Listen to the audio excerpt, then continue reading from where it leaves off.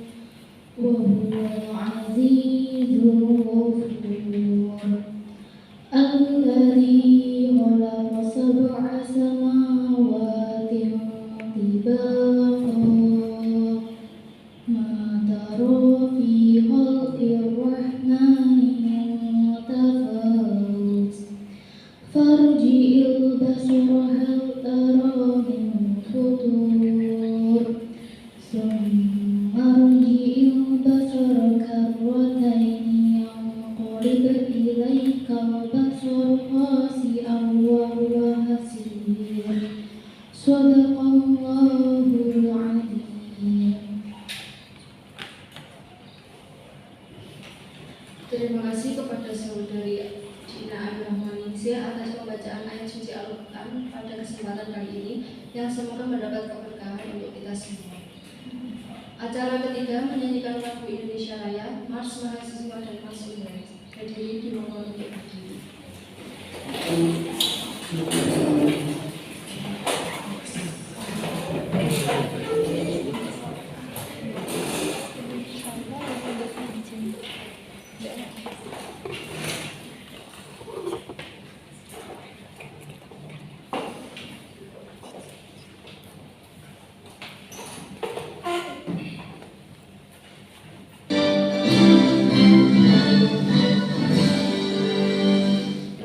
Indonesia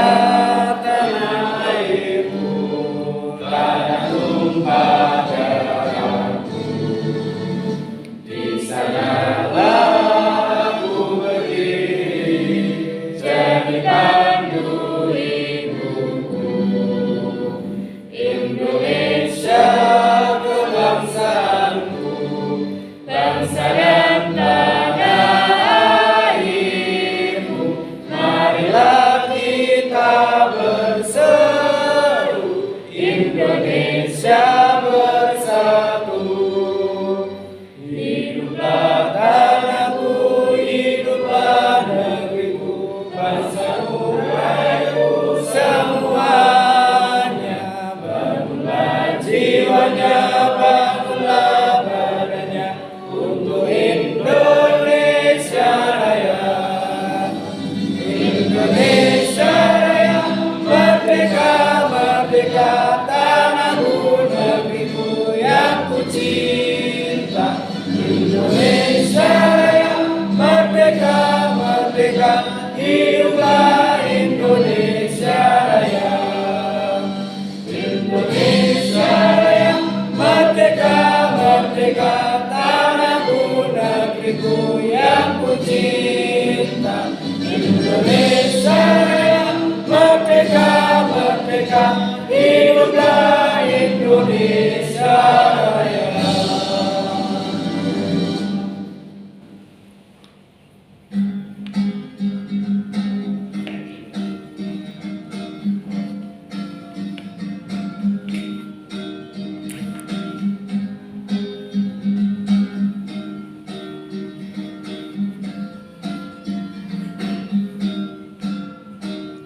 Kepada para mahasiswa yang merindukan kejayaan, kepada rakyat yang kebingungan di persimpangan jalan, kepada pewaris peradaban yang telah menggoreskan sebuah catatan kebanggaan di lembar sejarah manusia. Wahai kalian yang rindu kemenangan, wahai kalian yang turun ke jalan demi mempersembahkan jiwa dan raga untuk negeri tercinta.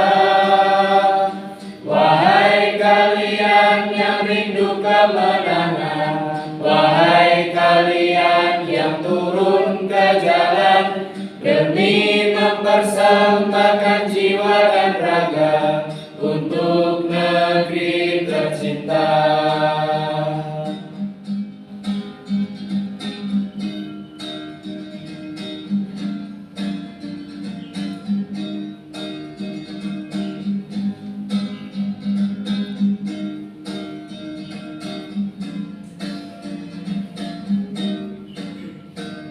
Kepada para mahasiswa yang merindukan kejayaan, kepada rakyat yang kebingungan di persimpangan jalan, kepada pewaris peradaban yang telah menggoreskan sebuah catatan kebanggaan di lembar sejarah manusia.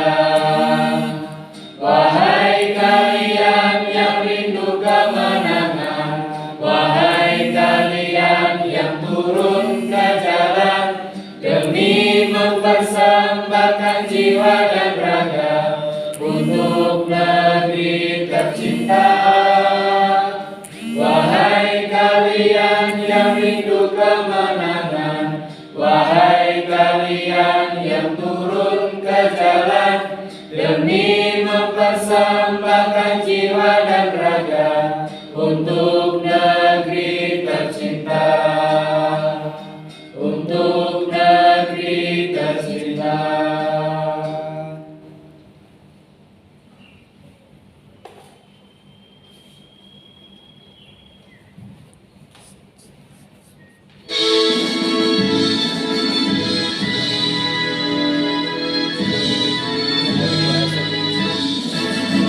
Universitas Darul Ulum Islam Sudirman berasas Pancasila Bina Pradana, jadikan sarjana muslim yang bertakwa pada Allah yang Esa, mengamalkan Pancasila UUD 45, tampil maju ke depan dalam pembangunan, maju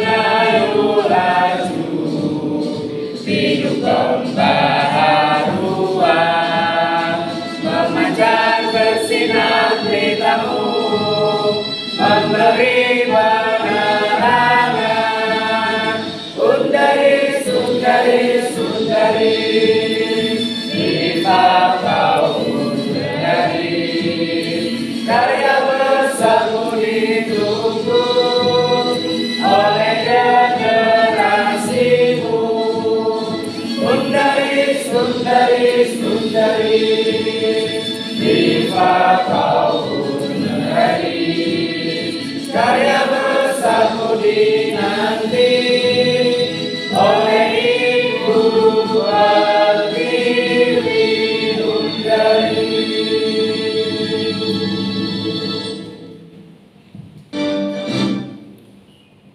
Terima kasih, hadirin dipersilakan untuk duduk.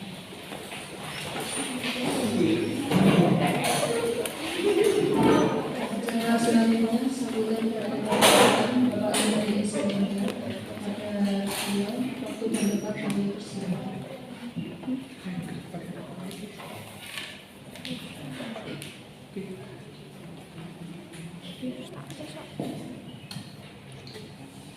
Assalamualaikum warahmatullahi wabarakatuh. Waalaikumsalam warahmatullahi wabarakatuh. Selamat sore, salam sejahtera untuk kita semua. Yang saya hormati Ibu Dr. Tri Susilawati SHMU selaku pemateri sekaligus juga selaku dosen di program Magister Ilmu Hukum sekaligus di jam terbang di sarjana. Yang saya hormati panitia pelaksana kegiatan pada sore hari ini yang tidak bisa saya sebut satu persatu, dan yang saya hormati para peserta yang berbahagia. Pertama-tama marilah kita selalu panjatkan puji syukur kehadirat Tuhan Yang Maha Esa karena atas rahmat hidayahnya di kesempatan sore hari ini di bulan Ramadan kita masih bisa melaksanakan kegiatan-kegiatan akademik ya sebagaimana ya bulan-bulan yang lain. Kedua, salawat dan salam selalu kita haturkan kepada junjungan Nabi besar Muhammad Sallallahu Alaihi Wasallam yang insya Allah akan kita tunggu-tunggu syafaatnya di hari akhir nanti.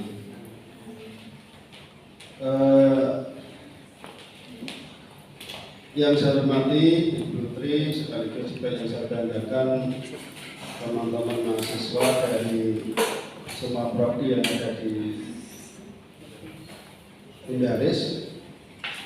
Tadi sempat gemeter saya suruh nyanyi itu. Baru 3 lagu, kalau 4 lagu mungkin sudah agak lama berkoordinasi. Oke, kemarin ketika panitia ketemu saya mengatakan surat tugas Putri sebagai pemateri, saya tanya ini levelnya fakultas atau universitas itu. Ditanya universitas gitu kan. Nah, seharusnya kalau universitas itu yang sambutan di sini itu Pak Rektor gitu ya, bukan saya. Maka saya tadi itu kena juga offset itu juga disuruh naik. Pak kalau jenengan datang kan ya mana Pak sambutan ya gitu. Kena juga kan saya. Ya. Seharusnya Pak Rektor kali ini. Namun demikian, sebenarnya saya pada kesempatan hari ini ya bangga, ya senang dan karena ada kegiatan-kegiatan seperti ini. Saya berharap kegiatan seperti ini kalau bisa itu direncanakan secara rutin. Ya. Kalau tidak bisa sebulan sekali ya dalam 3 bulan sekali. Ya, atau setidak-tidaknya bisa satu semester 1 kali. Itu saya pikir lebih baik karena tema-tema yang harus dikupas atau tema-tema yang harus dianalisis tidak hanya sekedar tema-tema mungkin kalau memang ini levelnya adalah universitas kan. Ada juga tema-tema tentang pendidikan, ada tema-tema tentang ekonomi kan. Kalau bicara tentang ekonomi saat ini ketimpangan ekonomi luar biasa.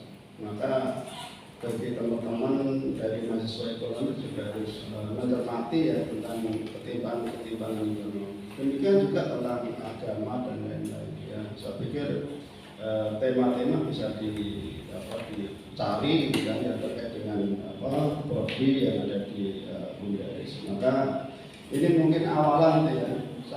Saya ketahui ini kelihatannya baru yang kedua ini. Ya. Oh sudah kedua ya, yang pertama kan kayak gitu. Oh yang pertama yang di AM Mansur itu ya yang sekiranya ada kontroversi tentang pasal-pasal KUH pidana gitu ya. Menurut saya itu ya biasa-biasa saja, itu ya tidak ada yang aneh gitu ya. Tapi baiklah, itu memang dari sudut pandang yang berbeda gitu ya. Sehingga satu memandang satu pasal berbeda dengan yang lain. Dan hari ini juga kelihatannya tentang undang-undang cipta kerja ya. Nah, ini kan juga luar biasa ya. Jadi kalau nanti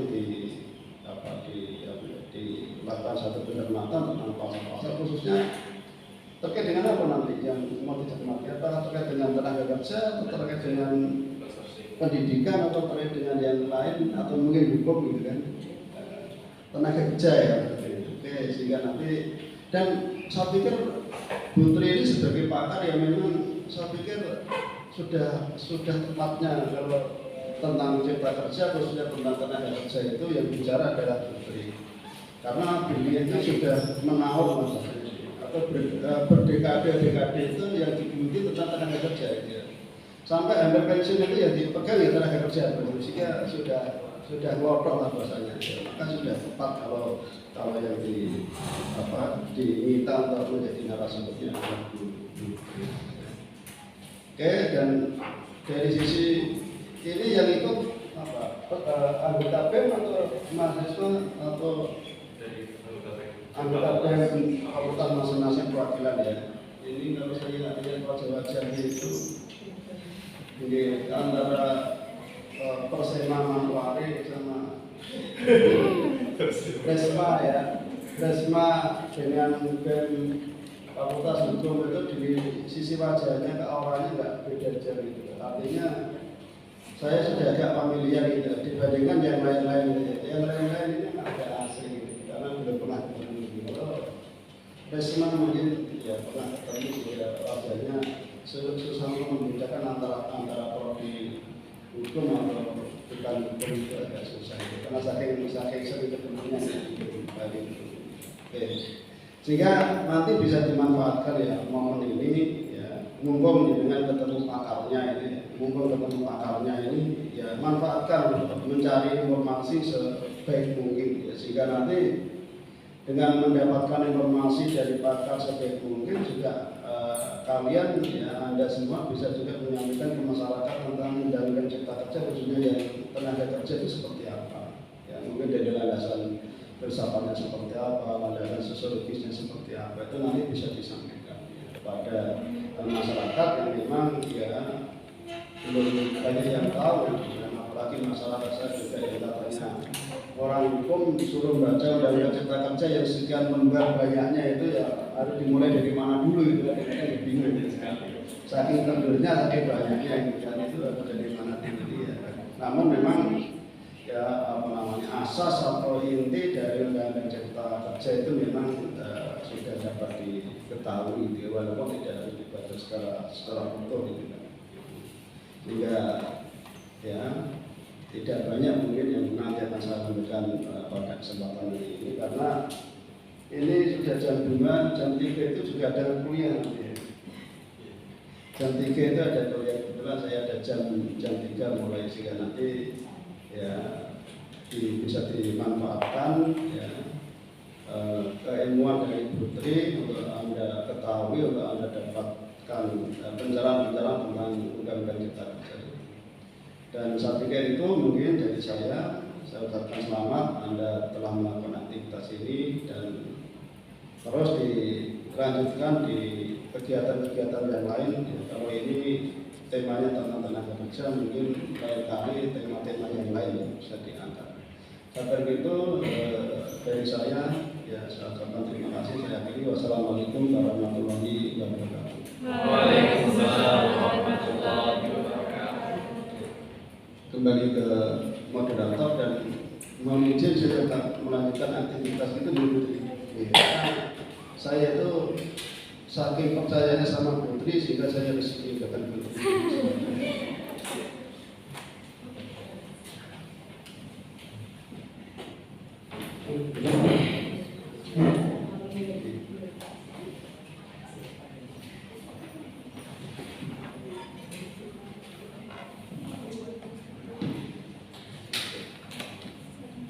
selanjutnya adalah sambutan dari Presiden Mahasiswa dan Eksekutif Mahasiswa Undaris kepada Saudara Dewan Nur Muhammad, waktu balita kami persilakan.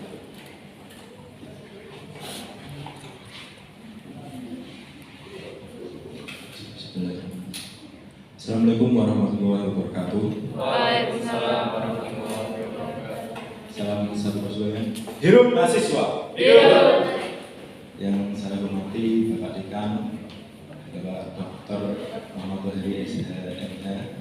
Yang saya hormati Ibu Dr. Tri Susilowati SHMH selaku narasumber atau pemateri pada siang menuju sore hari ini.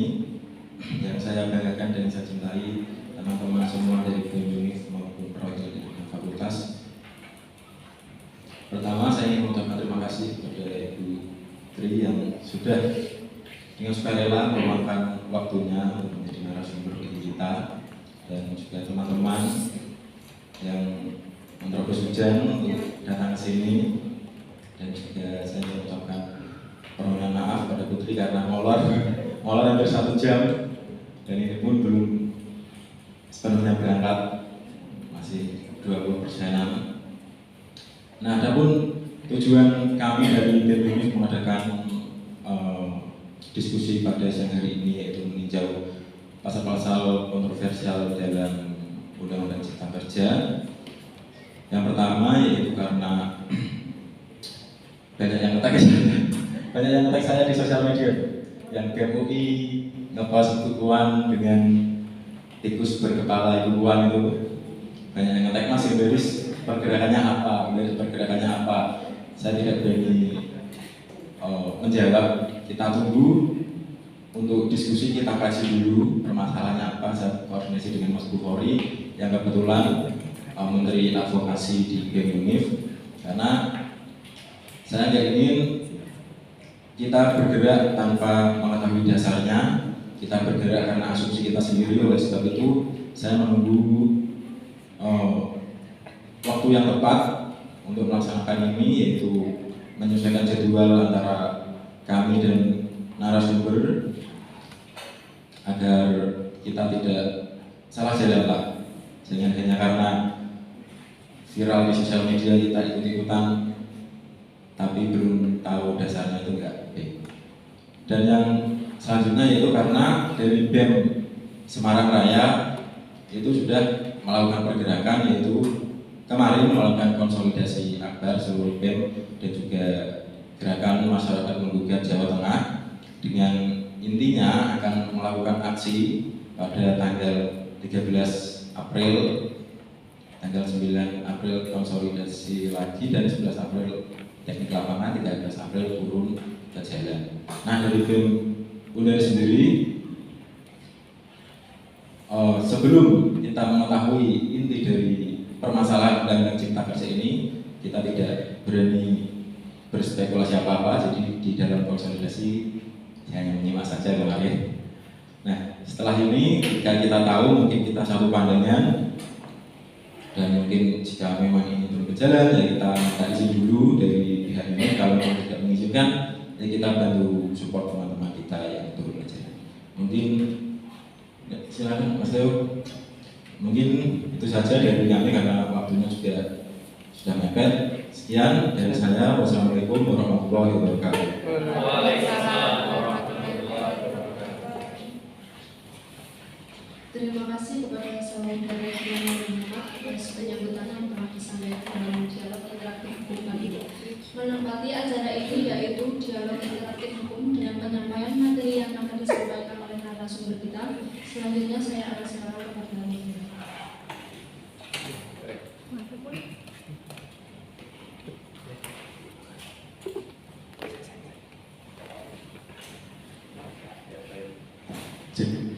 Assalamualaikum warahmatullahi wabarakatuh. Waalaikumsalam warahmatullahi wabarakatuh. Yang terhormat Bapak Tohari, Dr. Muhammad Tohari SHMH selaku Dekan Fakultas Hukum Undaris yang sudah berkenan hadir tadi. Kemudian yang kami hormati Ibu Dr. Tri Susilowati SHMH selaku dosen Fakultas Hukum Undaris sekaligus pemateri dalam dialog interaktif hukum ini. Yang kami hormati Saudara Gilang Nur Muhammad selaku Presiden Mahasiswa BEM Undaris serta teman-teman mahasiswa yang kami banggakan. Hadirin yang kami hormati, pada kesempatan kali ini izinkan saya Muhammad Bukhari Muslim selaku moderator yang akan memandu jalannya dialog interaktif hukum kali ini dengan meninjau pasal-pasal kontroversial dalam UU Cipta Kerja yang baru disahkan hari ini. Untuk itu, maka membutuhkan informasi untuk mengkaji lebih dalam terkait pasal-pasal di dalam kali ini. Dalam UU Cipta Kerja terbaru yang menuai kontroversial, dan itulah yang kita harapkan dari diskusi kali ini. Sebelum kita mulai, izinkan saya menyampaikan sedikit pengantar. Forum ini sangat penting untuk diikuti karena banyak sekali informasi yang akan kita dapatkan. Informasi akan lebih dipahami jika diskusi yang efektif, sehingga saya harap seluruh hadirin bisa mengikuti dialog interaktif hukum ini dengan sebaik-baiknya.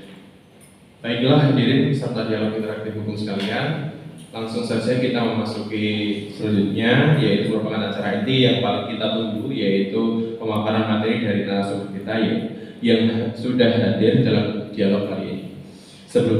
Sebelumnya izinkanlah saya untuk membacakan CV atau dari biografi narasumber kita, yaitu Ibu Dr. Tri Susilowati SHM. Beliau lahir di Purwokerto pada tanggal 18 September 1960, bertempat tinggal di Jalan Diponegoro 4, nomor 5, Kom Perwira Kodam 4, Kecamatan Banyumanik, Kota Semarang. Pendidikan yang sudah beliau tempuh yaitu menempuh S1 program studi hukum di Universitas Diponegoro. Lulus pada tahun 1985, kemudian beliau melanjutkan studi S2 Magister Hukum di Universitas Diponegoro, lulus pada tahun 2001. Kemudian beliau juga melanjutkan studi S3 atau PDIH, program studi hukum di Universitas Diponegoro, lulus pada tahun 2010. Saat ini beliau merupakan dosen S1 dan S2 Fakultas Hukum Undaris, yaitu mata kuliah yang diangkut antara lain kebijakan hukum, penegakan HAM, politik hukum, dan hukum administrasi negara. Sebelumnya beliau menjadi seorang dosen di Universitas Jaya Badra di Yogyakarta pada tahun 1987 sampai dengan 1991. Jadi beliau ini merupakan generasi pertama dalam berdirinya Undaris di Unara. Ditugasi untuk mengajar sebagai dosen. Beliau juga dulu di Undaris menjabat sebagai ketua prodi S2, wakil dekan bidang akademik atau PD1, dan menjadi dekan. Kalau dari teman-teman ingin bertanya mengenai sejarah berdirinya Undaris, bisa langsung tanya oleh kepada Ibu Dr. Tri Susilowati SHM. Selanjutnya saya persilakan kepada narasumber kita yang hebat ini, yaitu Ibu Dr. Tri Susilowati SHM, untuk menyampaikan materinya. Kepada beliau, waktu dan tempat kami persilakan. Bismillah. Terima kasih Pak Yamali. Assalamualaikum warahmatullahi wabarakatuh. Salam sejahtera untuk kita semua. Hari ini kita bisa bertemu di ruangan yang megah ini ruangan yang megah untuk Undaris di Cipayung baru. Tentu yang saya bahagia hari ini adalah mahasiswa saya ternyata di bulan Ramadan memiliki aktivitas positif, yaitu ngabuburitnya di ruang diskusi. Ini yang saya hari ini ikut berbangga hati. Artinya ruang-ruang ini sudah dijelajahi oleh saudara-saudara yang artinya ini adalah bekal yang sangat baik ke depan, karena kuliah di depan dosen dengan ditambah aktivitas di aktivitas BEM itu memiliki efek ke depannya yang sangat baik dibanding ketika saudara habis kuliah pulang itu akan lebih kurang gregetnya dengan pendidikan ini. Nah, untuk hari ini obrolan kita, gibah kita diajak gibah dan Ramadan kok saya menggibah pemerintahan. Iya, menggibah pemerintahan hari ini. Maka yang saya disodori sebuah proposal oleh teman-teman saudara. Saya sambil duduk ya. Kira Menteri Tenaga soalnya karena ini puasa. Disadari teman saudara untuk mengulik tentang undang-undang cipta kerja. Saya jadi ingat karena saya hari ini berhadapan dengan calon-calon tenaga kerja. Saya bisa bicara seperti ini, walaupun saudara hari ini sudah bekerja, status mahasiswa itu menggugurkan kedudukan saudara sebagai pekerja. Baru nanti setelah lulus kedudukan saudara dikembalikan oleh negara menjadi sebutannya tenaga kerja. Jadi kalau saudara hari ini minta dua lokasi tidak diizinkan negara, saudara berada di lokasi mahasiswa. Karena mahasiswa itu tidak ada di ruang pembagian penduduk itu di namanya tenaga kerja. Jadi ada yang mengurus rumah tangga, ada yang namanya kepala keluarga, mahasiswa, lansia, lalu baru tenaga kerja.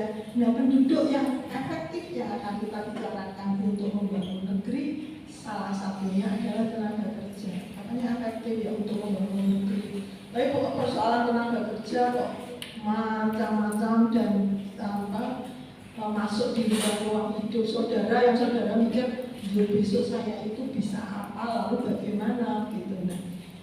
Lanjut Mbak Mbak soalnya saya Mbak sini dulu ya di sini permintaan dari teman-teman BEM ketika berbicara tenaga kerja ini loh Bu, ada undang-undang cipta kerja yang baru. Ya baru memang undang-undang ini adalah undang-undang yang baru terbit kemarin tanggal 31 Maret.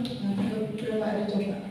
Baru 6 hari ini yang makanya pada konsolidasi terus mau jalan-jalan di jalanan. Tapi kok poso-poso ya? Apa tidak membatalkan puasa itu nanti? Karena kita setelah menghibah malah memberontak, padahal sedang diminta untuk membangun kesabaran, membangun ketulusan. Puasa itu kan bangunannya itu toh hari ini, kok terusan memberontak. Nah, persoalan-persoalan yang diminta di forum ini itu katanya tentang ketentuan waktu yang ada di Undang-Undang Nomor 6 Tahun 2023, yaitu Undang-Undang Cipta Kerja. Itu memang memiliki berbagai masalah. Kenapa masalah? Karena dibandingkan dengan undang-undang yang lama, kita tahu, saya sejak mengajar hukum ketenagakerjaan, seluruh undang-undang tenaga kerja itu istilah yang dibangun oleh para pekerja itu adalah undang-undang yang berdarah-darah. Semua undang-undang tenaga kerja itu berdarah-darah. Jadi terbitnya undang-undang setelah Indonesia itu merdeka baru tahun 69 dengan Undang-Undang Nomor 14 Tahun 69. Di situ dikatakan buruh, tidak ada kata pekerja. Semua itu buruh. Ternyata efek dari buruh majikan itu menindas, melakukan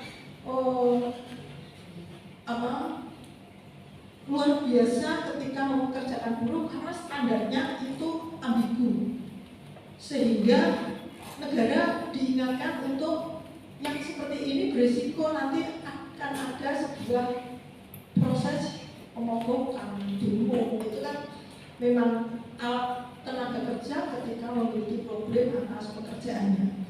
Tahun 97 dibuatlah perubahan dengan Undang-Undang baru 97. 97 dibuat Undang-Undang Nomor, maaf saya agak lupa dulu karena Undang-Undang itu tidak pernah dipakai oleh negara. Yaitu tahun 97 Undang-Undang Tenaga Kerja, mungkin kalau bisa set up di Google, bisa di Google itu 47 atau nomor berapa atau nomor 14 saya lupa. Di situ undang-undang tersebut diterbitkan tidak diberlakukan karena ditolak. Gedung DPR itu digerok-gerok sama teman-teman buruh tidak mau difasilitasi untuk berubah menjadi pekerja, tetapi ketentuannya masih berkenaan dengan perilaku negara terhadap buruh yang cukup arogan terhadap ketentuan-ketentuan. Jadi PHK itu sebuah pekerjaan yang tidak ada masalah, pengusaha PHK itu tidak ada masalah, tidak ada larangan-larangannya.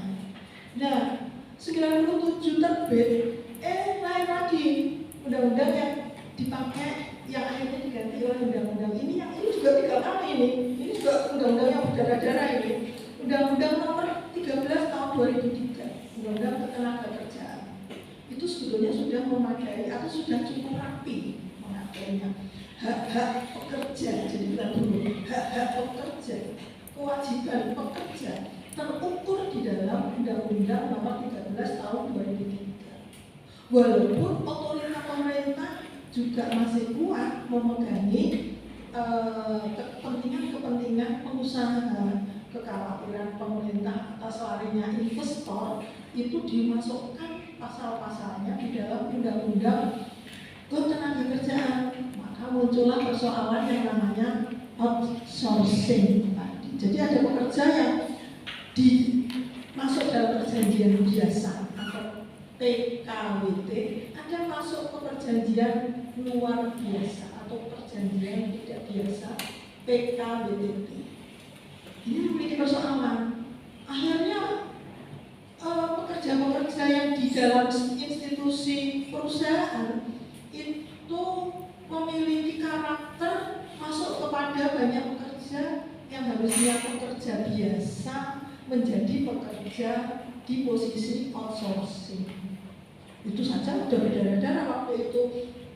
Demo juga terus berkali-kali karena outsourcing yang dibangun di dalam Undang-Undang Nomor 13 Tahun 2003 itu adalah pekerja yang berada dalam perusahaan tidak menjadi anak dari perusahaan itu, jadi tidak menjadi yang dilindungi oleh perusahaan itu, tapi kiriman dari perusahaan lain.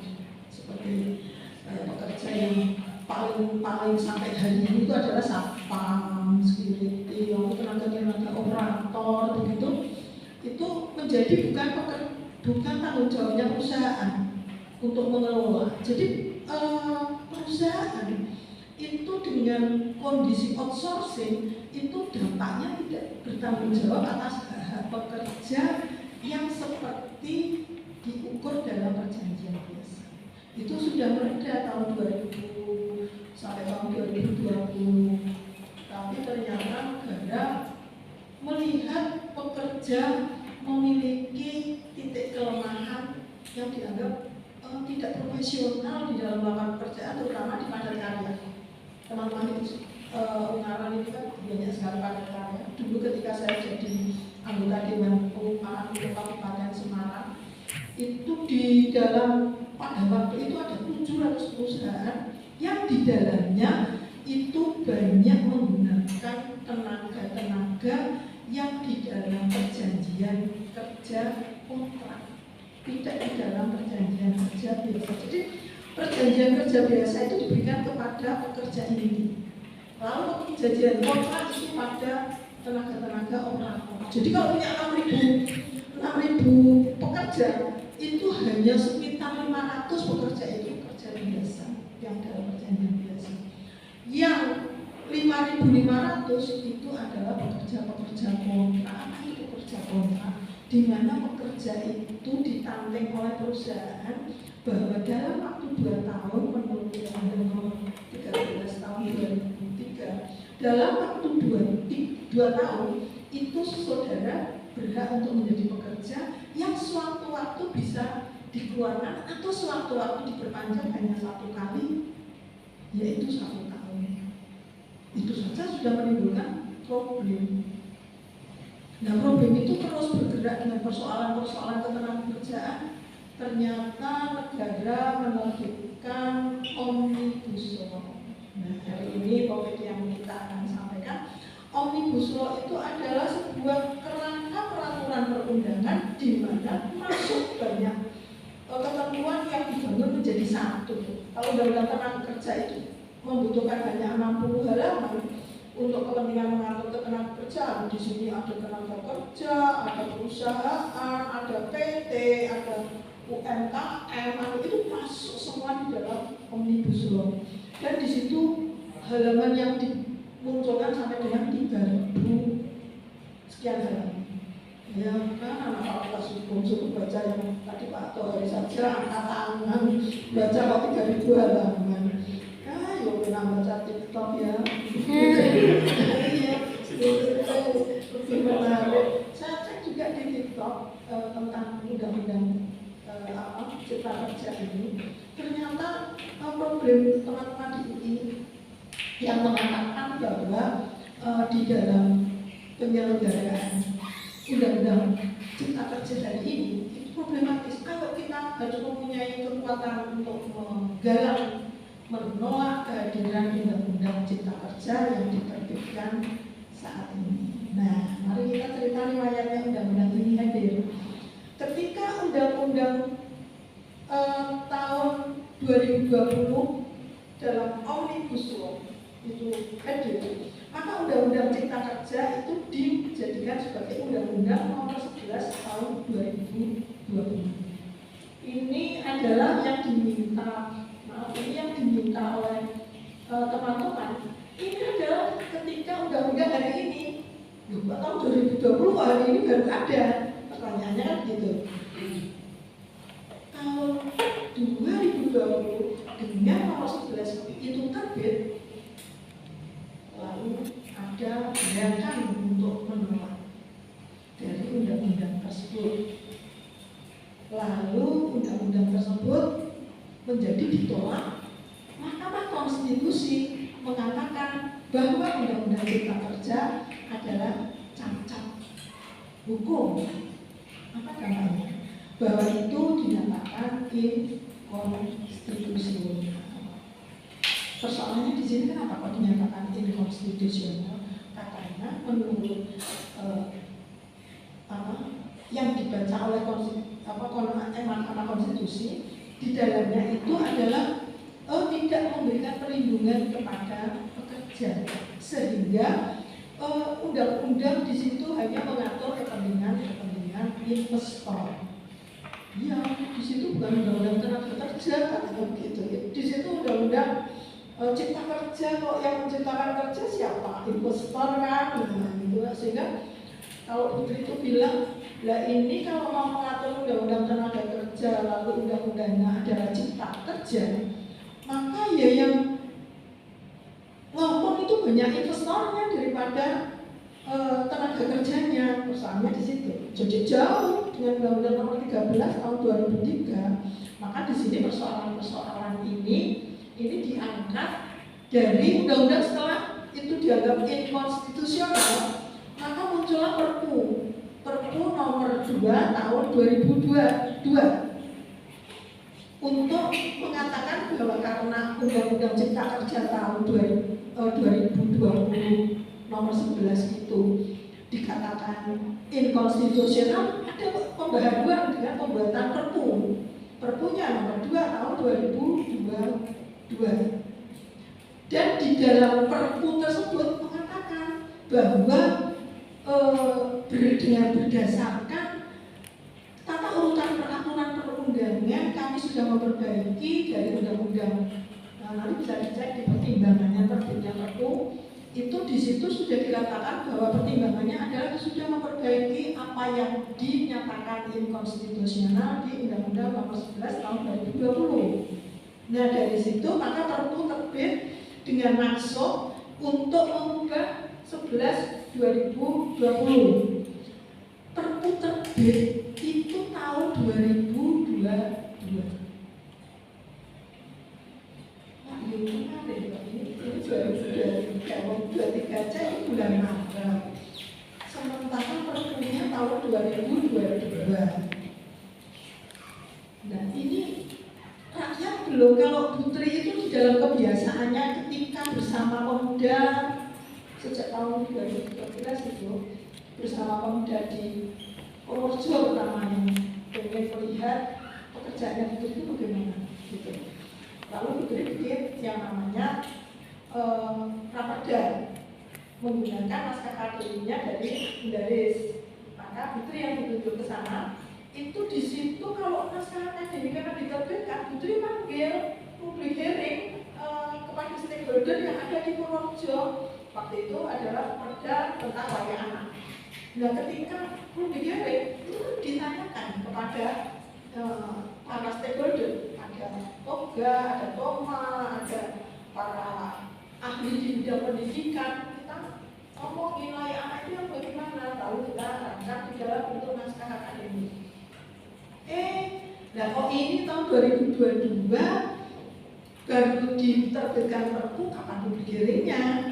Nah, nyatanya mahasiswa kan belum merasa mendengar Perpu tahun 2022, terus tiba-tiba kok bunga-bunga ini mau apa itu mau kehilangan kekuatan gitu, karena tidak karuan ya, memang belum karuannya saja Putri belum tahu itu yang karuan mana, yang tidak karuan mana.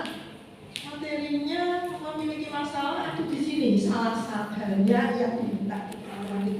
Sebetulnya materi di pasal 47 memiliki masalah, materi di pasal 79 memiliki masalah. Tapi mungkin yang dekat dengan tenaga kerja yang berada di manufaktur adalah ini. Jadi kita bicarakan persoalan apa sih, kontroversialnya bagaimana sih ini yang dikatakan tentang ketentuan kerja, tentang pasal 88C tentang upah minimum, tentang pasal pemutusan hubungan kerja, lalu pasal 150. Soalnya kalau kita berbicara kontroversial lalu mencocokkannya dengan Undang-Undang Nomor 13 Tahun 2003 banyak, ini masalahnya banyak soalnya, jadi menjadi banyak kontroversialnya. Memang ini dibuat untuk kepentingan investor. Nah, tadi saya katakan bahwa cipta kerja itu adalah siapa yang menciptakan kerja di sana, investor. Nah, oleh karena itu lanjut di sini nanti maka kita ini sebetulnya akan saya tunjukkan bagaimana Perpu Cipta Kerja itu memiliki problem dan itu bisa di-setel sebetulnya. Jika Anda seorang pekerja, Anda patut tahu bahwa ada aturan main baru dalam dunia kerja Anda. Menutup tahun 2022, rakyat dihebohkan dengan penerbitan peraturan pemerintah pengganti Undang-Undang Perpu Cipta Kerja. Padahal Undang-Undang Nomor 11 Tahun 2020 tentang Cipta Kerja itu cacat secara formil, sehingga Mahkamah Konstitusi menyatakan bahwa undang-undang tersebut inkonstitusional bersyarat. Tapi pemerintah beralasan bahwa Perpu Cipta Kerja ini itu penting karena tahun 2023 ekonomi Indonesia itu akan ditopang oleh investasi. Sayangnya beberapa pasal itu dinilai merugikan para pekerja. Jika Anda seorang pekerja, Anda patut tahu bahwa ada aturan main baru dalam dunia kerja Anda. Jumat 30 Desember 2022, Presiden Joko Widodo mengumumkan pemerintah telah menerbitkan Perpu Cipta Kerja sebagai pengganti Undang-Undang Cipta Kerja yang dibatalkan Mahkamah Konstitusi. Presiden Joko Widodo mengatakan, selain untuk kepastian hukum, dengan dibatalkannya Undang-Undang Cipta Kerja oleh MK, ada pertimbangan terkait ekonomi Indonesia yang saat ini sedang tidak baik-baik saja. Begitu pula dengan prospek ekonomi pada 2023. Namun sayangnya sejumlah pasal dalam Perpu Cipta Kerja dinilai sama dengan isi Undang-Undang Cipta Kerja yang dibatalkan MK. Di antaranya adalah pasal-pasal yang dinilai merugikan pekerja. Pasal 64 ayat 1 tentang outsourcing atau alih daya. Menurut pasal ini, semua jenis pekerjaan dianggap bisa menggunakan tenaga outsourcing alias tenaga kontrak. Lalu pasal 156 ayat 2 soal pesangon yang saat ini dinilai lebih kecil dibanding aturan ketenaga kerjaan yang lama. Artinya apa? Persoalan ini maka teman-teman dari UI itu memberitahu ini persoalan negara ya, karena di mana outsourcing semua nanti bisa. Jadi perusahaan itu hanya akan memberikan pekerjaan yang dikontrak, ya, nanti jadi kontraktor ya. Nah, investor itu jadi kontraktor. Nah, persoalan tersebut itu berdampak pada ketidaknyamanan pekerja maupun calon pekerja. Seperti saudara kan kedepannya memiliki masa depan berada di posisi bekerja yang tentu sebagai pekerja tetap, karena outsourcing itu adalah di mana ketentuan itu rentan terhadap problem perlindungan kesejahteraan. Nah, inilah maka teman-teman di mahasiswa berat untuk, nah kalau kayak gini nanti nasib kedepannya saya yang hidupnya menjadi lebih baik yaitu store gitu, yang pekerja itu adalah penjual tenaga yang dibayar semampunya, itu store nggak mampu ya dikeluarkan karena udah ada ketentuan yang membakukan dia harus menjadi pekerja tetap, makanya pesangonnya dikecilkan. Tadi maka itu kita sudah membahas di pasal tentang di Undang-Undang Cipta Kerja berkenaan dengan upah dan pekerjaan yang berkenaan tadi dengan hubungan kerja, yang dimana hubungan kerja itu menjadi outsourcing, upah itu adalah standar outsourcing yang diberikan kepada pekerja. Inilah persoalan selanjutnya, Mbak. Jika Anda seorang pekerja, Anda patut tahu bahwa ada aturan main baru dalam dunia kerja Anda. Nah, di sini maka yang dari dulu. Nah, ini krusial yang ditanyakan oleh teman-teman di mahasiswa itu mengatakan bahwa tentang ketentuan waktu kerja itu merupakan sebuah persoalan dari para pekerja dengan menggunakan Perpu Nomor 22 Tahun 2022 yang disahkan dengan undang-undang hari ini. Perpu ini terbit Desember, undang-undang terbit bulan Maret 6 hari yang lalu.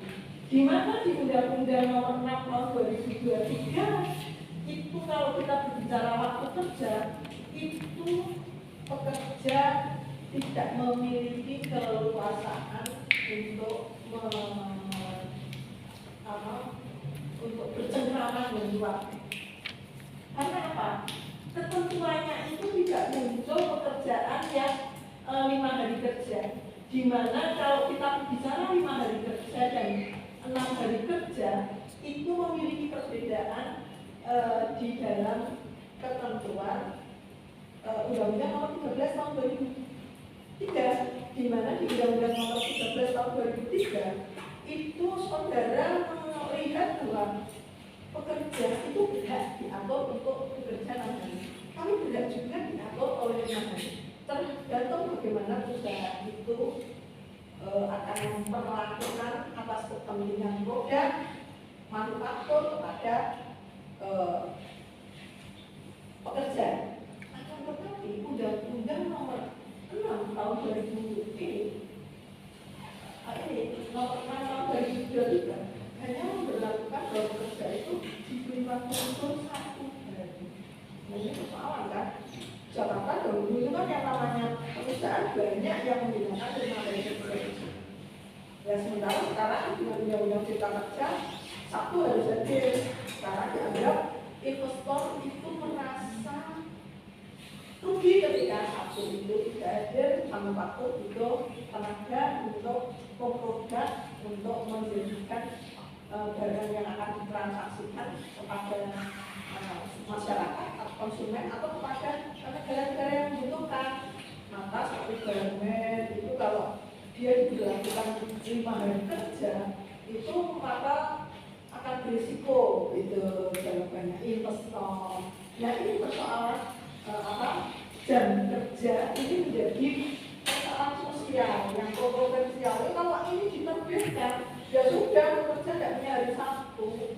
Hari Sabtunya milik perusahaan karena yang dulu hari Sabtu itu bisa untuk untuk hidup keluarga dan pekerjanya sekarang harus dengan perusahaan. Maka penelitian yang diberi ketika disertasi di tahun 2009 itu tentang bagaimana pekerja itu berada di perusahaan, diperlakukan bagaimana. Biasanya maksudnya karena masalah penggarisnya di perusahaan itu dulu mahasiswa saya itu waktu peneliti di sini saya bisa kebetulan waktunya dan sudah manajer sudah ya saya belum manajer di Indonesia 20 tahun saya manajer di Indonesia makanya Pak Harus bilang bahwa itu memang sejak awal sudah ada di Indonesia. Jadi ini gedung ini dulu hanya 1 gedung, kalau di sini yang lainnya belum ada. Itu dari pindah dari Jalan Baca ke sini karena suami di Semarang dan di Jogja itu menjadi negara LPR gitu kan anak muda. Maka saya kemudian pindah ke Semarang, saya melapor ke LPD bahwa saya akan mengikuti suami. Langsung tempatnya juga dan tadi dari itu sudah matang gitu belum tahu. Nah di sini ternyata alhamdulillah hari ini menjadi yang seperti ini itu suatu kebanggaan saya karena 30 tahun saya berada di sini terjadi peningkatan atas tindakan. Nah di situ saya melihat bahwa ketika kita berbicara pasal-pasal yang krusial ini, maka pasal-pasal ini adalah yang menjadi sumber persoalan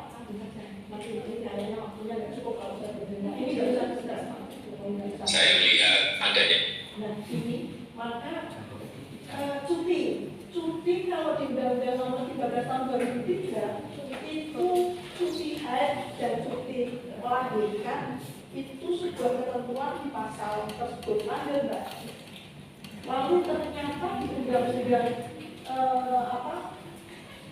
Nomor 6 Tahun 2023 dari Perpu 2 Tahun 2002 itu mengatakan cuti dihapus, gitu. Jadi cuti tidak disebut-sebutkan di sini, tetapi kita hanya diberi adanya cuti istirahat mingguan.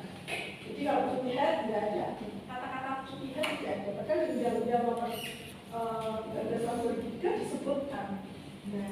Nah dalam hal ini maka persoalan menjadi muncul ketika kita perempuan yang ketika haidnya itu ternyata sakit lalu disuruh bekerja, di mana posisi bekerja itu harus duduk terus atau harus kadang-kadang berdiri, itu kontraksi yang di dalam rahim kita itu menjadi tidak baik gitu. Nah itu kan harus diberikan rest gitu dan satu kali untuk merelaksasikan tubuh. Nah itu tidak diberi. Cuti melahirkan juga dipotong waktunya. Nah ini persoalan ketika di pasal 79 itu muncul. Ada enggak? Di mana sekarang kita berbicara tentang pasal upah minimum provinsi dan upah minimum kabupaten kota. Itu dulu waktu dengan perubahan itu dulu ribet sama kantor, sama SPSI, sama serikat-serikat pekerja, sama pengusaha Indo itu bisa di ruang-ruang di senator itu dengan tahun-tahun itu ngomongin bagaimana cara menetapkan upah, di mana upah ini adalah berkata dengan upah Kabupaten Semarang. Nah di dalam hal ini upah Kabupaten Semarang itu ditetapkan ada Dewan Pengupahan, sehingga kita betul itu datang ke pasar gitu menanyakan harga, lalu kita hitung, kita catat untuk menciptakan yang namanya pekerja di Kabupaten Semarang itu memiliki kualitas hidup layak. Itu ketika upah sudah dihitung dan kita menetapkan ada yang namanya kebutuhan hidup layak di dalam pekerja di Kabupaten Semarang. Itu akan beda dengan di Salatiga, akan beda di Kota Semarang, berbeda karena sesuai dengan kegiatan pasar itu beroperasi apa saja. Kalau saya di pasar itu tuh, Bu nggak nanya terus Bu, harus dibeliin. Jadi pulangnya itu apa bohong, tapi kita kan tanya bohong, tanya biar. Jadi sudah suruh nanya ke pasar, mana itu bisa kok sama saya lupa tahun 2009 waktu itu menuju Mojokerto soalnya sekalian untuk disertasi. Nah itu pada waktu itu kami datang ke pasar untuk mengecek harga. Jadilah kebutuhan hidup lainnya. Tapi apa yang terjadi di dalam pasal 88C ini itu tidak bicara lagi yang namanya hidup layak, tapi kondisi ekonomi dan ketenagaan kerja. Jadi kebutuhan hidup layak tidak dihitung. Yang menetapkan itu bisa gubernur. Padahal dulu tidak, yang menetapkan bupati, kita menilai itu gubernur. Sekarang menggunakan undang-undang cipta kerja, langsung gubernur itu tidak menetapkan upah minimum di kabupaten. Itu persoalan. Karena setiap kabupaten memiliki karakter kerja sama. Pendapatan berbeda, kebutuhan layaknya beda. Nah ini persoalannya ketika lalu apa yang digunakan datanya?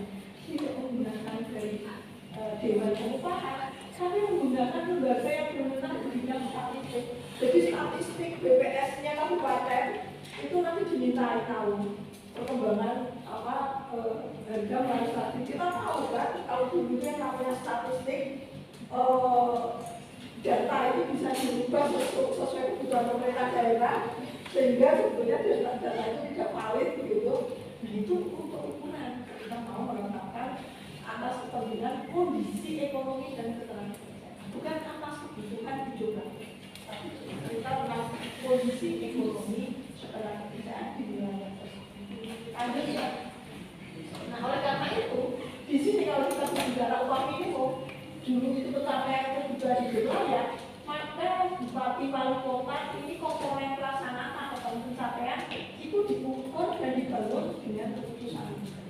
Padahal kalau tadi juga yang tadi ya, kalau yang tadi itu diukur dengan penampilan pemerintah. Pak bisa itu menteri nanti keputusannya dibikin oleh presiden. Kalau orang tahu peraturan pemerintah itu adalah yang membuat presiden. Kalau peraturannya tidak membuat, kalau keputusan presiden yang membuat presiden. Jadi peraturan pemerintah yang membuat presiden. Nah oleh karena itu dampaknya kekuasaan kembalikan di sana, disampai ke pusat. Jadi daerah itu otoritasnya menjadi melemah. Khawatir lagi, tadi sudah outsourcing bikin khawatir, cuti bikin khawatir. Ini upah itu yang paling mungkin orang datang menjadi pekerja karena ingin mendapatkan upah.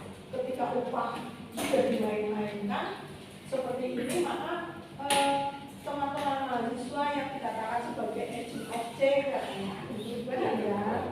maka ketika saat tersebut bergerak untuk ingin menyampaikan mungkin petisi, kita tidak tahu bulan puasa kok demo kan ya, sebetulnya tidak cocok kalau petisi. Mungkin kalau kami dari forum dokter di Indonesia kemarin membuat petisi untuk melindungi pemangku MD atas perilaku yang berhadapan dengan DPR RI.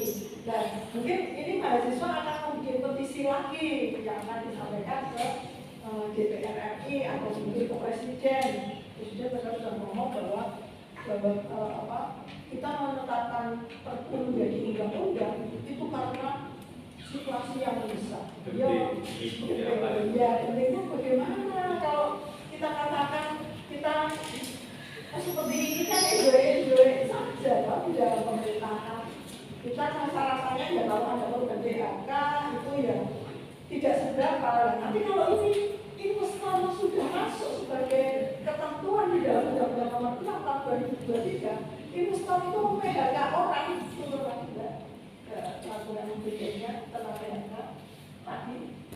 Ya, ini kita akan berhadapan dengan pasal 154A di dalam Undang-Undang Cipta Kerja. Di sini karena apa? Karena pemutusan hubungan kerja ini banyak sekali bisa dilakukan oleh perusahaan mempunyai otoritas yang luar biasa untuk membedakan. Padahal dulu kami di Undang-Undang Nomor 13 Tahun 2003 itu mengatakan PHK kepada pekerja yang itu ada disebutkan. Kalau ini malah PHK bisa terjadi ketika ada. Ini malah seperti ada klaim, ada format bahwa PHK itu tidak ada masalah ketika problemnya itu nyanyi. Maka tadi juga dari sini artinya tahu bahwa PHK itu malah difasilitasi menggunakan pasal-pasal di undang-undang. Ada enggak? Jadi saudara, kenapa hari ini teman-teman di lanjut saja ini adalah obrolan PHK itu nanti bisa dipelajari baik itu. Nah, maka di dalam aktivitas PHK muncullah orang yang di PHK itu harus mendapat misalnya. Soalnya Undang-Undang Cipta Kerja itu memotong jumlah pesangon yang tadinya bisa sampai 10 kali 10 bulan upah sekarang hanya menjadi 9. Di mana ketika dia harus mendapatkan jasa pas kita sudah sampai 24 tahun berarti belum lagi dia harus mendapatkan setiap 3 tahunan sekali itu 1 kali upah. Itu kan harus ditotalkan itu menjadi hanya sampai 24 tahun. Selewatnya berarti tidak ada pembelian tentang penghargaan jasa dari pekerja. Nah itu saya selalu berharap teman-teman di mahasiswa paham itu kalau jenengan mau jadi pekerja di sebuah perusahaan. Karena pekerja itu bukan berarti saudara menjadi dokter atau menjadi operator. Manajer itu juga pekerja.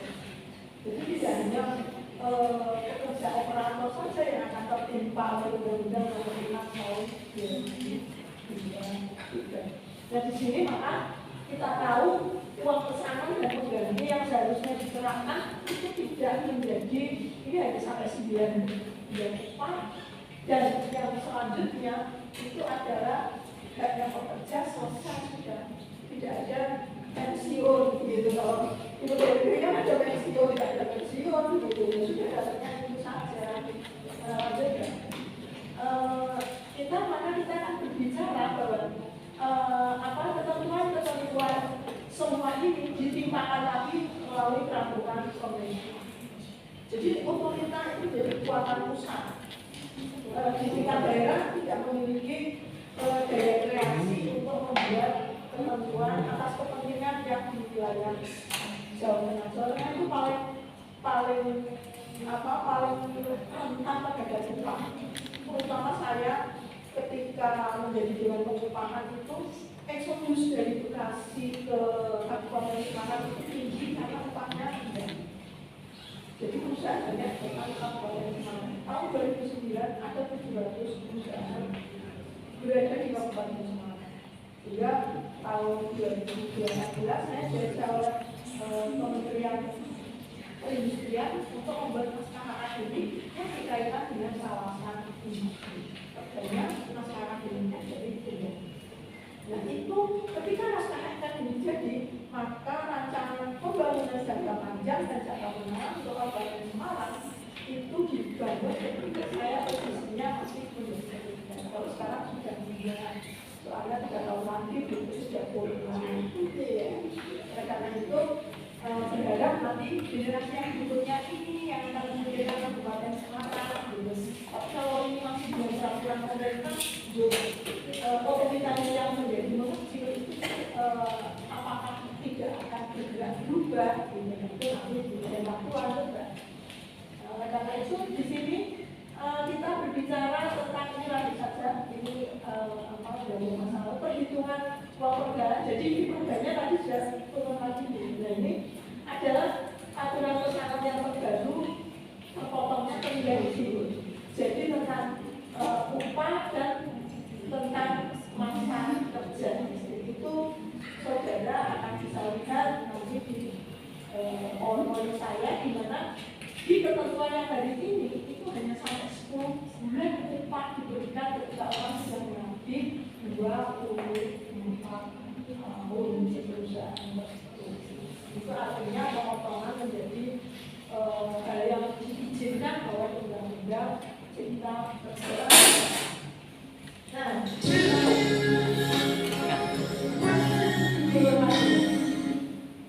Nah, maka alhamdulillah si tenaga kerja itu menyatakan persoalan yang atas itu masih digambar persoalan tentang tenaga kerja asing yang sekarang dimudahkan hadir di Indonesia.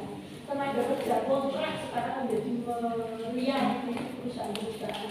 Upah minimum elemen pokoknya pertumbuhan ekonomi inflasi dan indeks konvensional tertentu yang tidak jelas. Jadi yang tidak jelas itu indeks konvensional tertentu. Nilainya nah di sini ini ada beberapa, ada 5 kanan.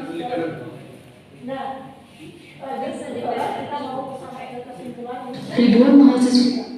Ya, di kesimpulan saya seperti ini, bahwa konsep undang-undang cipta kerja tidak mengakomodir kesejahteraan dan tetapi untuk mengamankan investasi sebagaimana dalam pertimbangan undang-undang.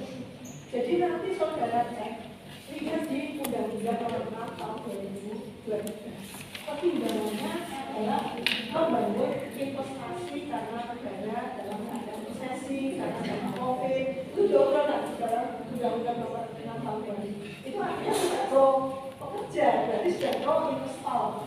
Lalu konsep Undang-Undang Ketenagakerjaan sudah dirubah dari konsep perlindungan tenaga kerja pada ketenagakerjaan di konsep Undang-Undang Cipta Kerja adalah lebih fokus pada pertimbangan dinamika global. Nanti ini bisa dilihat dinamika global di dalam pertimbangan Undang-Undang Nomor 6 Tahun 2003. Sehingga yang ketiga itu sangat pentingnya peningkatan skill SDM. Jadi saudara jangan sebagai warga saja, peningkatan skill saudara itu harus di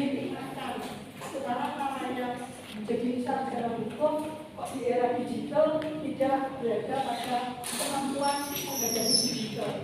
Ketika mampu menghadapi digital, maka perusahaan membutuhkan saudara bisa menjadi operator di perusahaan kami. Tapi sudah berada di kapasitas IT, kapasitas undang-undang yang ada bagaimana cara memasukkan sengketa, itu kan sekarang pakai IT. Jadi masalah se-Indonesia itu kalau sekarang tidak pintar memasukkan data ke IT, ya masuk kemudian teman-teman notaris yang tidak bisa bermain dengan IT, ya tidak bisa masuk di pengadilan. Mari kita profesionalkan diri kita. IT untuk main TikTok boleh, tetapi ya jangan untuk main TikTok terus gitu. Tapi perlu untuk apa yang muncul di dalam dunia digital, dinaikkan terus kemampuan saudara. Lalu di sini maka yang ketiga adalah undang-undang cipta kerja belum baru konsep undang-undang lapangan kerja, tapi konsepnya adalah ramah lingkungan. Itu karena undang-undangnya di dalam undang-undang itu bisa terlihat, bisa terbaca. Oleh karena itu, maka saya mengatakan melempung itu adalah kata kunci untuk teman-teman, terutama mahasiswa di semua lini kehidupan mahasiswa itu Pak Ibu. Sekarang betul macam-macam gitu. Badannya itu kalau tidak saudara itu teliti betul, tiba-tiba kaget-kagetin gitu. Nah ini melempung itu menjadi kata kunci. Nah di situ mas saya berbicara tentang undang-undang cipta kerja itu untuk demikian saudara-saudara, mungkin ada yang kami akan tanyakan, bisa kami jawab, kalau tidak saya beri jadi.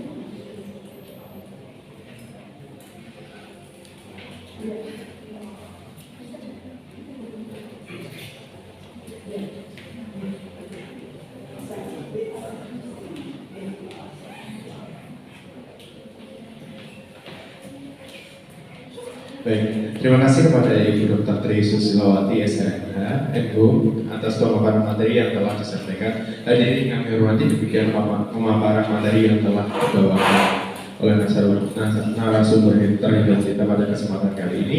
Menempati acara berikutnya yaitu buka sesi diskusi berupa tanya jawab. Baiklah, langsung saja kita mulai sesi diskusi. Saya akan kembali, saya sampaikan pula karena waktu yang terbatasan dari narasumber kita, jadi saya berikan satu peluang pertanyaan dan sisanya beberapa pertanyaan lagi untuk dari teman-teman jika ada yang mau bertanya lebih banyak, ya nanti sampaikan ke saya lewat siapapun orang yang dari panitia BEM Unik nanti supaya bisa saya sampaikan kepada narasumber. Jadi bisa jawab lewat via WA gitu. Monggo yang mau bertanya saya berikan ruang waktu dan tempat, saya persilakan.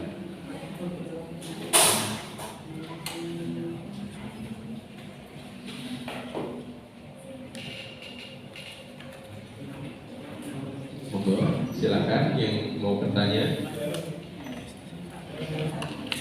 Karena keterbatasan waktu, jadi bisa mungkin sampaikan.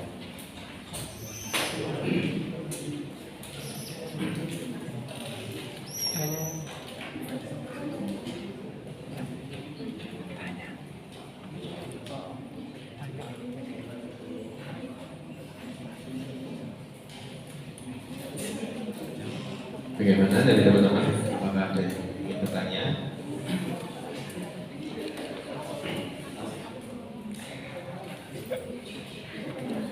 Cukup? Tidak ada? Mas Teo mau tanya? Atau yang dari tamu undangan lainnya? Ya, monggo. Masih dikit.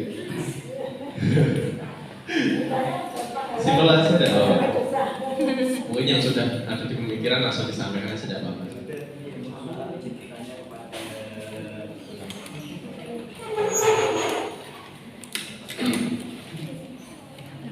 Ibu Tri. Bertanya mengenai apa yang disampaikan itu tadi mengenai kontroversial undang Cipta Kerja ini. Dan jelaskan mengenai kesimpulannya bahwa ini terus hasil yang didapat kan ini. Dan kita sebagai mahasiswa akhir absen maupun akhir kontrol, akhir perubahan dan kontrol. Terus kan perubahan apa yang telah kita dapat dari pemahaman hari ini dan terima kasih. Dan bisa diimplementasikan untuk kedepannya. Nah, mungkin gerakan apa yang khususnya buat mahasiswa nanti supaya bisa mengubah ketentuan-ketentuan yang mungkin kontroversial gitu. Iya, persoalannya adalah di aksinya itu apa yang harus dilakukan mahasiswa. Aku harus ngapain? Katanya aku akan perubahan. Kan itu pertanyaannya.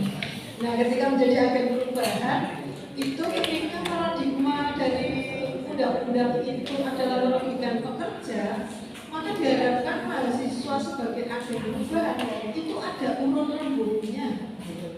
Urun-urunnya kan banyak sekali. Tidak harus urun-urun itu di dalam bentuk demo, tidak harus. Jadi kalau ketika saudara itu akan mengekspresikan sebagai agen perubahan, nggak ada undang-undang yang kontroversial seperti ini. Lalu teman-teman mahasiswa dari berbagai perguruan tinggi itu membangun petisi. Kenapa saudara ketika melihat petisi itu menjadi petisi yang bisa mengaspirasikan pikiran saudara di lingkungan Kabupaten Semarang mungkin, atau di lingkungan tenaga kerja di lokasi-lokasi saudara mungkin. Nah, disitulah ekspresi itu bisa dilakukan. Tapi kalau tadi ajakan yang nyata-nyata undangan dari teman-teman BEM di UI, di mana datang itu kan memang demikian cara kerjanya teman-teman UI. Mau ikut ya tidak apa-apa, cuma ini persoalannya hari ini kan puasa. Memang pinter kok Pak pemerintah itu menerbitkan undang-undang pas puasa untuk mengecilkan gejolak gitu. Itu pinter logika politiknya itu masuk di situ. Nah, persoalannya tentu saudara juga tidak terusan, tidak demo, tidak ngapa-ngapain, tidak memikirkan gitu. Jadi cek gerakan yang ada di Jawa Tengah, cek ngapain di sana. Oh, biasanya bikin pernyataan, surat pernyataan kepada DPR RI. Oh, BEM Jawa Tengah terdiri dari mana-mana. Maka di situ sampaikan pikiran dari perwakilan dari Undaris, sehingga oh iya Undaris juga berpikir gitu. Oh, Undaris ada tinggal diam gitu. Nah, itu yang saya berharap saudara memiliki respect terhadap ketentuan perundang-undangan di Indonesia. Respect itu bisa macam-macam, itu bisa dengan mengikuti geraknya teman-teman mahasiswa yang lain, irama mereka kita baca terus-menerus. Nah, itu adalah respect yang harus dibangun oleh mahasiswa sebagai agent of change tadi. Jadi jangan sampai agent of change kok nggak ngapa-ngapain, bangun tidur berangkat kampus, habis dari kampus tidur lagi. Kapan berubahnya? Ya berubah dari bangun dari tidur ke bangun gitu. Tapi tidak memiliki reaksi untuk melakukan perubahan yang sedang terjadi. Ya, itu kami turut ingin mengapresiasi bahwa undang-undang ini memang perlu dikawal oleh teman-teman mahasiswa. Gitu. Mungkin selanjutnya kalau ada yang mau tanya, mau langsung ini karena saya pukul 15 lebih 15 menit sudah harus melakukan perkuliahan baik online dengan mahasiswa yang ada di grup.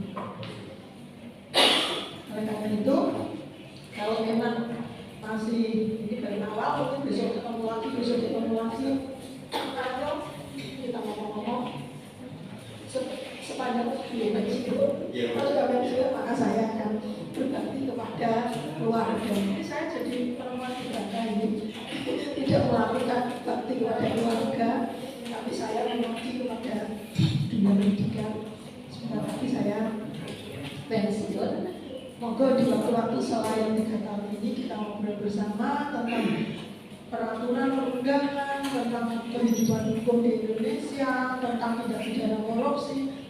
Kebetulan perwakilan Undaris untuk melaksanakan tindak pidana korupsi itu sebagai acuan pendidikan perguruan tinggi itu adalah saya, Bu Endang, dan Pak Karim. Oleh karena itu, kita bicara itu menjadi lebih menarik ketika ada kasusnya Mario Dendi, ketika ada kasusnya Pak Ferdi Sambo. Kenapa saya mengatakan bisa masuk ke ruang yang hebohnya hari ini? Negara sudah di orang-arik, jadi karena bahwa indikator korupsi itu menjadi kunci kehidupan birokrasi. Demikian itu yang bisa kita bicarakan minggu ini.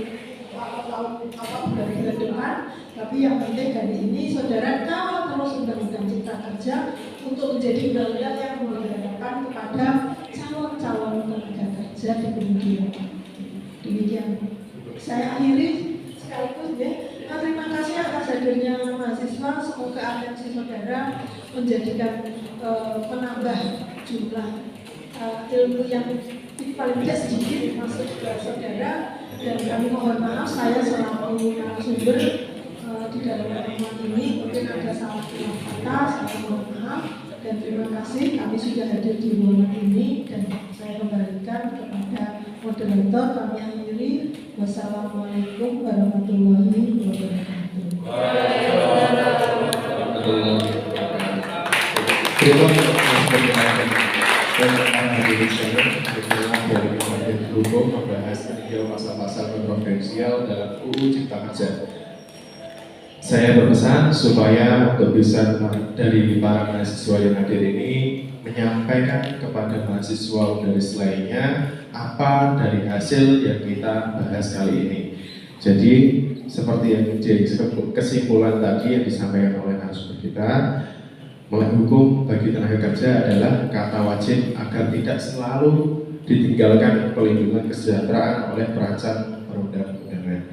Begitu. Para hadirin sekalian, sekali lagi kami mengucapkan terima kasih kepada narasumber kita dan seluruh hadirin yang berpartisipasi dalam dialog hukum interaktif ini. Akhir kata, saya selalu moderator. Mohon maaf jika ada perkataan dan perilaku yang kurang mengenakan. Bila itu berita, assalamualaikum warahmatullahi wabarakatuh.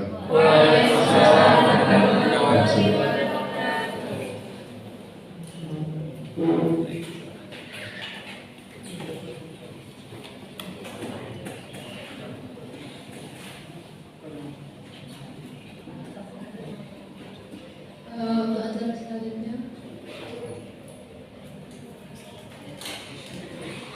menempati acara terakhir yaitu serah terima pelanggan.